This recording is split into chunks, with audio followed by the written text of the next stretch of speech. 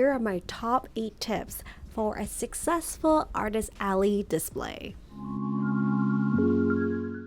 Hello everyone, my name is Sharon and I am an artist based in Canada. Today I want to go over the best tips and recommendations I would give for artists if you're looking for the best display ideas for your Artist Alley booth. So let's get started.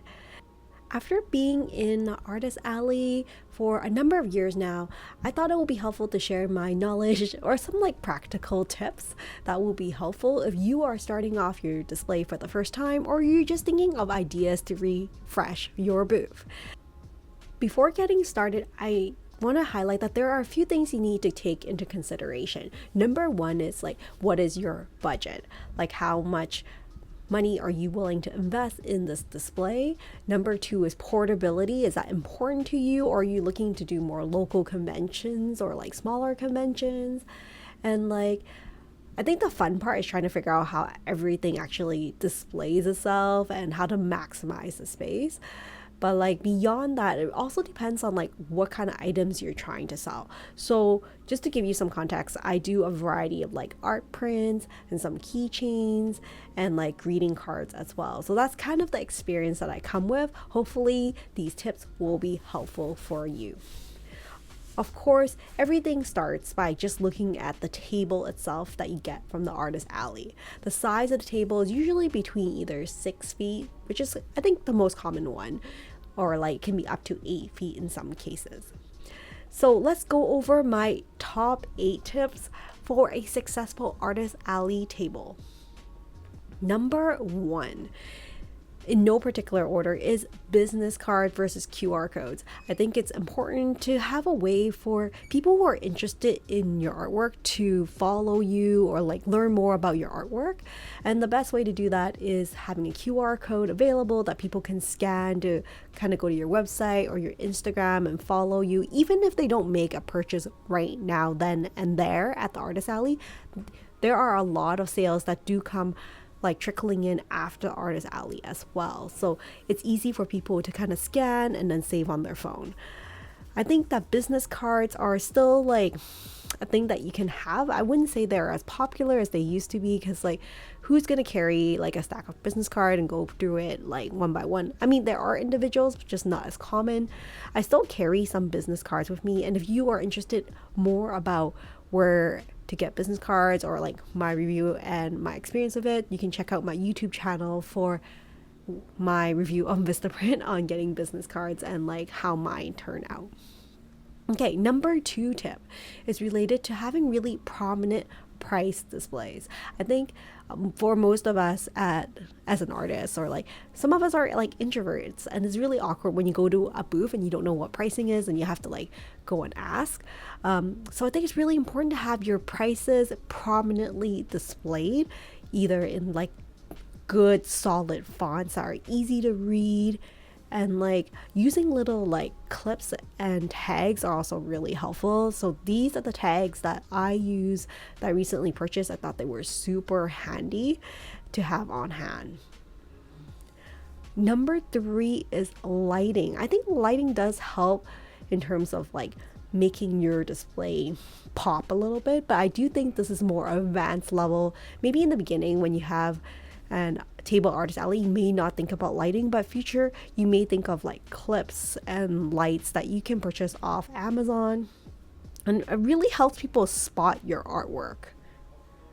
Number 4 is related to being creative with all your displays. So I think that Dollarama and dollar stores are definitely my friend. I can be very creative when I go pick some things up, including dish racks that I use for print displays that people can easily drum through.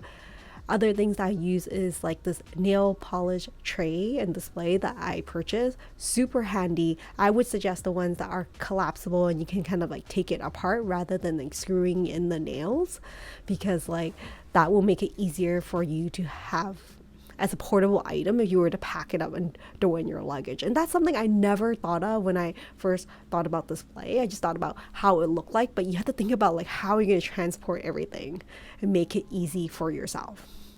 Pinterest, of course, is your best friend and can be a great inspiration for ideas of like how you could display your items. So for the nail polish tray that I mentioned, I put my stickers on it, and I think like it's great opportunity to kind of create tier and more layering for your display.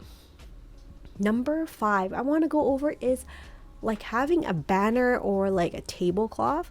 So some of the cons do include like a white tablecloth, and most of them do include curtains for your table, but it's not always guaranteed. So I think it's good to have some kind of tablecloth or like a banner runner that will go across your table. I know that some people mention shower curtains surprisingly can work really well as emergency tablecloth. I prefer tablecloth that are solid in color so that it doesn't take away from your artwork. And also it's helpful if it's like liquid repellent, because I can't tell you how many times people have put out like a mug or a cup on my table, and I'm always worried about it spilling onto my artwork. Number 6 for display, I would recommend, if you're starting out, consider like a wire or plastic cube set that you can pick up either at your local big box store or even on Amazon. They're super sturdy. They're easy to kind of collapse and like carry away. It's very portable, and there's just so many options that you can jigsaw these cubes into a way that works for your display. I have used mostly the wire cubes traditionally. They are a little bit heavier, but they are quite sturdy, and they're a great option if you want to hook lanyards or keychains onto it for display. Although I do find a lot of people moving towards the plastic cubes as well, because they just look really nice and they're so lightweight as well, and it's easy to kind of tape on your stickers if necessary if you're looking to sell stickers for your Artist Alley booth. Number 7 tip for display is regarding like these photo or backdrop stands. So these display stands you'll find often behind the artist, and they can go really high. Now before setting up, make sure you double check on what the height restriction is related to the Artist Alley that you're applying for, because you do not want to get penalized for having it too high of a display. There are usually 2 types, like a tripod one versus a flat feet one. I personally prefer a flat feet one because I think it's like more safe, because there's a lot of artists that will go back and forth between the Artist Alley and the back aisle, and you don't want anyone to trip on your tripod stand and the whole thing comes down. Of course, I do not find that like a photo backdrop stand is absolutely essential. I mean, I haven't had it in the first few years when I started, but as my inventory grew with time, I did find it was nice to have in the background. A lot of the Artist Alley, I would say, do not allow you to have like these stands that you can clamp onto your table. So I would be careful about investing into a stand that like clamps onto the table. My 8th tip is regarding having a portfolio or binder of your artwork. Now, I didn't have this in the beginning, and I think I lost like a lot of potential sales because of it.